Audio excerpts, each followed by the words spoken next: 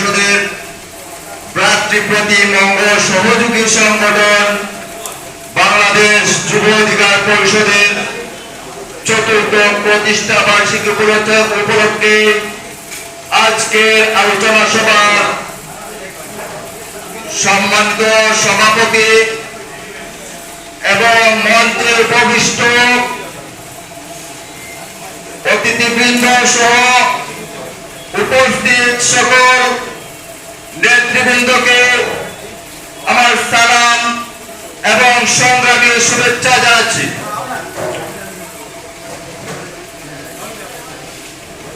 সংগ্রামী সাথী ও বন্ধুগণ, আজকের প্রতিষ্ঠা বার্ষিকী আপনারা জানেন যে চতুর্থ বর্ষে পদার্পণ করবে বাংলাদেশ যুব অধিকার পরিষদ। আপনারা জানেন যে আজকের বাংলাদেশ যুব অধিকার পরিষদ কর্তৃক যে গত বছর আমাদের সঠিকভাবে পালন করতে পারে নাই। সংগ্রামী সাথী ও বন্ধুগণ, আপনারা জানেন যে সুনামগঞ্জ জেলা ছাত্রলীগের গুন্ডা পান্ডারা দীপঙ্কর রিপন সহ সবাই অতর্কিতভাবে আমার সংগ্রামী সহযোদ্ধাদের উপর হামলা চালিয়েছিল।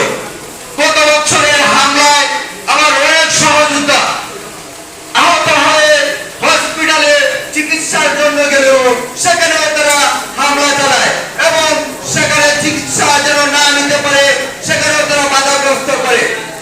আমরা দীপঙ্কর সহ যত গুন্ডা বান্ডারা আছেন আপনাদেরকে আহ্বান জানাই, আছেন আজকে দেখে যান গত বছরের চেয়ে আজকে আমরা দ্বিগুণ শক্তি নিয়ে ফিরে এসেছি।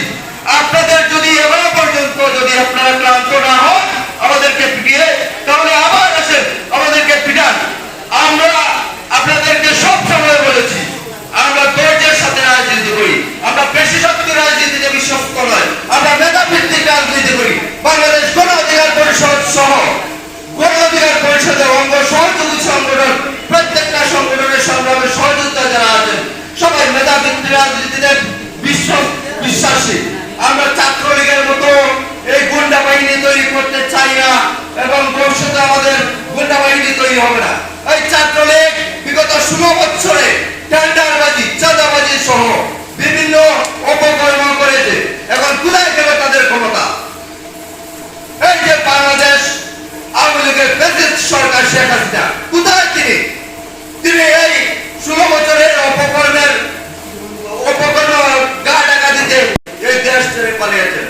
সংগ্রামী সাথী ও বন্ধুগণ, আপনারা জানেন যে এই দেশে ছাত্র আন্দোলন মানে এক একটা বিপ্লব।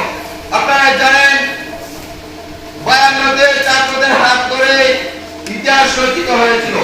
69, 71 এবং এই যে 24শে আগস্ট আবার বৈষম্য বিরোধী ছাত্র আন্দোলনের হাত ধরে নতুন এক ইতিহাসের জন্ম দিয়েছে আমাদের ছাত্র ভাইয়েরা।